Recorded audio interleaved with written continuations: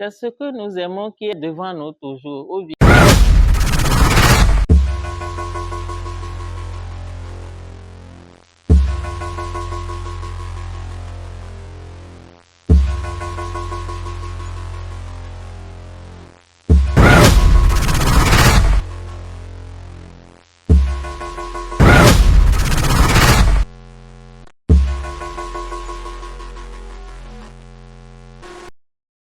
c'est avec ces versets qu'on peut s'édifier, s'encourager nous-mêmes dans n'importe quelle situation pour savoir que la situation ne me dominera pas. Parce que le désir de Satan, c'est de chercher à nous faire douter de l'amour de Dieu.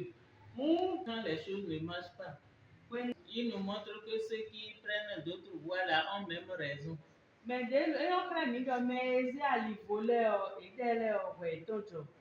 nous faire douter de l'amour de Dieu, mais Dieu nous dit que nous sommes gravés dans ses mains. C'est vraiment très fort.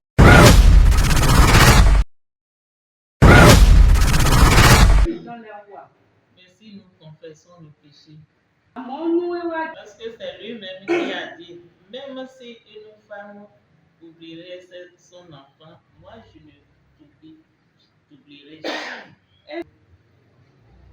Il ne nous aime pas seulement pour combler nos bénédictions matérielles, c'est pas là seulement son l'amour est limité. S'il permet l'épreuve, il ne nous oublie pas. Il permet l'épreuve pour nous faire avancer aussi dans la foi. Même s'il est atteint dans ses affections, ça veut dire qu'il est troublé, même moralement. Ou même si c'est un problème que l'Église traverse. Et ces versets nous encouragent pour nous montrer que nous sommes des personnes de valeur. Nous avons besoin d'un mari qui va aussi nous aimer comme on a l'habitude de l'avoir dans notre famille. Mais si ce dernier n'a pas vécu comme nous, il a vécu dans une famille portugale ou bien dans une famille païenne où, en tout cas, le papa et la maman ne se sont pas aidés comme il le faut, et la vie c'est comme ça.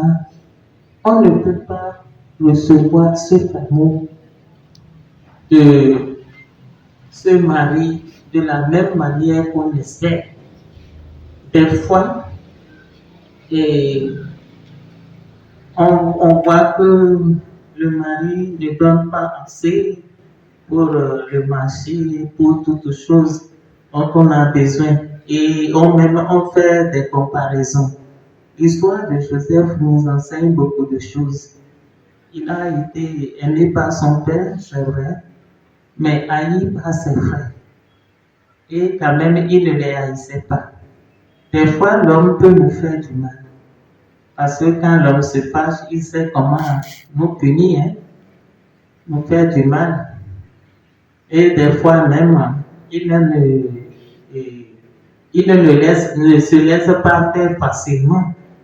Des fois, on peut même demander pardon plusieurs fois et il serait toujours tendre.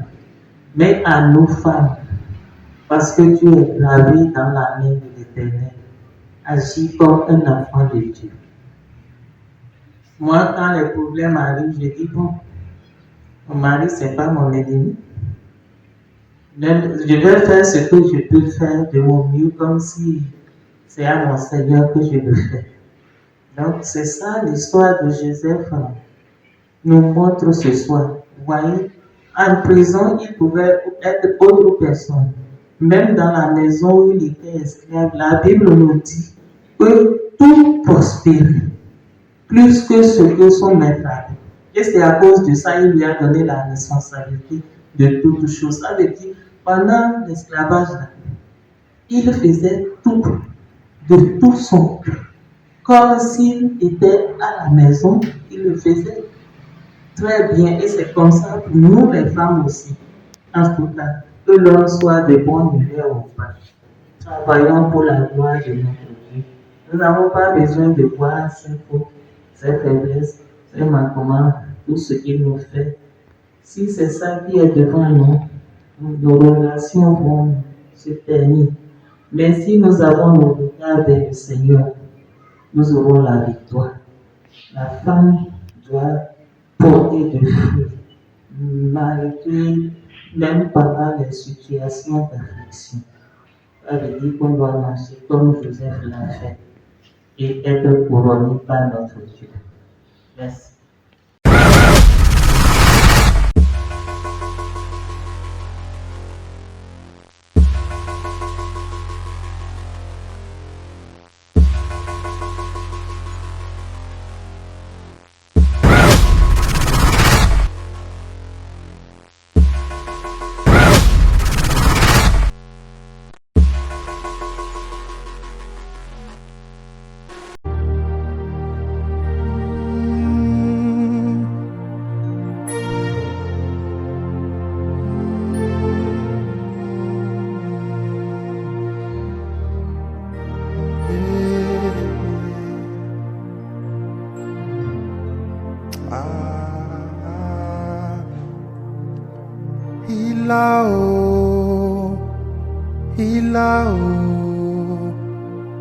Il a redonné la vie à mon âme après tant d'années de souffrance.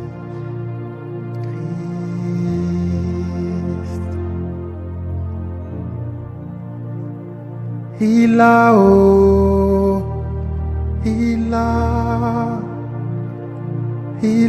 redonné la vie à mon âme après tant d'années de souffrance. Christ a redonné la vie. Il a